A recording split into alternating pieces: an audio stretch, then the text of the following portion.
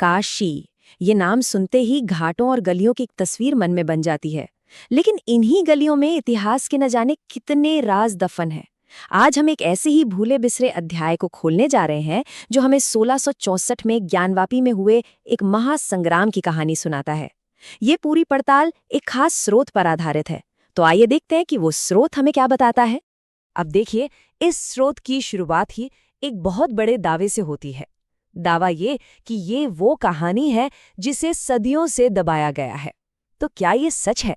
चलिए इसी दावे की तह तक चलते हैं और एक एक करके इस कहानी की परतों को खोलते हैं। तो हमारा पहला हिस्सा है औरंगजेब का शासन और काशी। देखिए, स्रोत का कहना है कि अगर इस पूरे संघर्ष को समझना है तो सबसे पहले उस दौर के माहौल को समझना बहुत जरूरी है। तो कहानी का बैकग्राउंड सेट होता है साल 1658 में। इसी साल औरंगजेब मुगल तख्त पर बैठता है।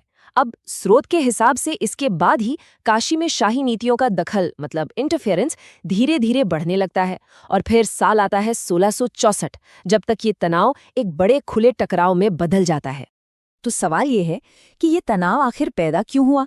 स्रोत के मुताबिक इसकी जड़ में थी औरंगजेब की कुछ खास नीतियां, जैसे कि शरिया पर आधारित शासन को लागू करना, जजिया टैक्स को वापस ले आना और हिंदू मंदिरों पर निगरानी और कंट्रोल को काफी बढ़ा देना।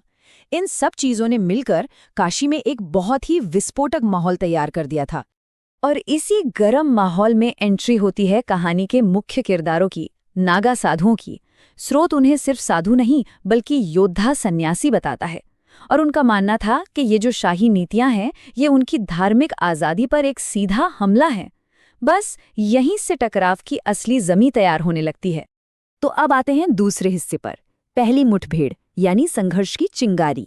अब हम उस एक घटना की बात करेंगे जिसने स्रोत के अनुसार इस पूरी आग को भड़का दिया था। वो पहली चिंगारी थी क्या? तो हुआ यूं कि एक मुगल टुकड़ी इंस्पेक्शन के लिए मंदिर पहुंचती है, लेकिन वहां मौजूद पुजारी और नागा साधु उनका रास्ता रोक लेते हैं। बात बिगड़ती तब है जब एक सिपाही एक पुजारी को धक्का दे देता है। और बस फिर क्या था, वहीं एक छोटी मोटी हिंसक झड़प शुरू हो गई। मामला इतना बढ़ा कि लोकल कमांडर को और फौज बुलानी पड़ गई। लेकिन ये सिर्फ एक छोटी मोटी लड़ाई नहीं थी जैसा लग सकता है। स्रोत ये बताता है कि इस एक घटना के बाद तो जैसे पूरा का पूरा काशी एक साथ आ गया। कारीगर हो, व्यापारी हो, ब्राह्मण हो, सब के सब नागा साधुओं के सपोर्ट में उतर आए। अब ये सिर्फ साधुओं का संघर्ष नहीं रहा, ये एक बड़ा जन आंदोलन बन गया था। चलिए अब आते हैं कहानी के सबसे अहम मोड़ पर, तीसरा भाग, ज्ञानवापी का महासंग्राम। ये सिर्फ एक लड़ाई नहीं थी, ये था रणनीतियों का टकराव। स्रोत बताता है कि दोनों ही तरफ से इस लड़ाई के लिए जबरदस्त तैयारी की गई थी और दोनों की स्ट्रैटेजी में जमीन आसमान का फर्क था। एक तरफ थी मुगल फौज जिसका प्लान था रात के अंधेरे में एक सरप्राइज अटैक करना ताकि किसी को संभलने का मौका ही ना मिले। और दूसरी तरफ थे साधु जिनकी ताकत थी उनका कम्युनिटी बेस्ड इंटेलिजेंस नेटवर्क। उन्होंने लोकल लोगों के साथ मिलकर एक जबरदस्त खुफिया नेटवर्क बनाया, मजबूत मोर्चेबंदी की और तो और हमले की खबर देने के लिए शंख और नगाड़ों का एक सिग्नल सिस्टम भी तैयार कर लिया था। और देखिए, हुआ भी बिल्कुल वही। स्रोत के मुताबिक साधुओं का वो खुफिया नेटवर्क वो काम कर गया। एक लोकल व्यापारी ने मुगल टुकड़ियों को आते देख लिया और फौरन साधुओं तक खबर पहुंचा दी। बस मुगलों का जो सरप्राइज का एलिमेंट था वो पूरी तरह खत्म हो गया। उनकी पूरी प्लानिंग धरी की धरी रह गई। तो नतीजा क्या हुआ? मुगल अटैक तीनों के तीनों मोर्चों पर फेल हो गया। जो सैनिक संकरी गलियों से घुसने की कोशिश कर रहे थे उन्हें वहीं रोक दिया गया। जो गंगा घाटों की तरफ से आए उनका स्वागत आग और खौलते हुए तेल से किया गया। और जो दीवारों पर चढ़ने की हिम्मत कर रहे थे उन पर छतों से घात लगाकर ऐसा हमला हुआ कि उन्हें पीछे हटना पड़ा। लड़ाई का नतीजा स्रोत के हिसाब से पूरी तरह से एक तरफा था। मुगल सेना को बहुत भारी नुकसान उठाना पड़ा। 100 से ज्यादा सैनिक या तो मारे गए या फिर बुरी तरह घायल हुए।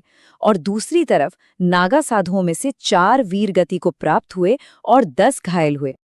अब आता है चौथा हिस्सा, गर्भगृह की अंतिम रक्षा। कहानी यहाँ खत्म नहीं होती, बल्कि अब शुरू होता है इस लड़ाई का सबसे नाटकीय हिस्सा, जो मंदिर के ठीक अंदर लड़ा गया। इतनी जबरदस्त घेराबंदी के बावजूद एक छोटी सी मुगल टुकड़ी किसी न किसी तरह दीवारें फांद कर मंदिर के सबसे पवित्र हिस्से यानी गर्भगृह तक पहुंचने में कामयाब हो ही गई। अब लड़ाई आमने सामने की थी। और उस गर्भगृह की रक्षा के लिए कौन सामने आया? 9 नागा साधुओं का एक दल, जिसे स्रोत ने मृत्यु दल कहा है। ये उनका लास्ट स्टैंड था। उन्होंने ही अंतिम मोर्चा संभाला। जब उन्हें शाही हुक्म सुनाया गया कि पीछे हट जाओ, तो उनका जवाब क्या था? उन्होंने कहा, ये भूमि केवल महादेव की है, यहाँ कोई बादशाह नहीं। और इस आखिरी लड़ाई का अंजाम क्या हुआ? उन 9 के 9 रक्षकों ने अपने प्राणों की आहुति दे दी, लेकिन हमलावरों को शिवलिंग को अपवित्र करने से रोक लिया। उन्होंने शिवलिंग को छूने तक नहीं दिया। ये एक बहुत बड़ी कीमत चुकाकर हासिल की गई एक, कह सकते हैं, आध्यात्मिक जीत थी। और अब आते हैं आखिरी हिस्से पर, इस संघर्ष का परिणाम और इसकी विरासत। तो आखिर इस पूरी लड़ाई का नतीजा क्या निकला और इतिहास में इसे क्या जगह मिली? चलिए देखते हैं स्रोत इस पर क्या रोशनी डालता है।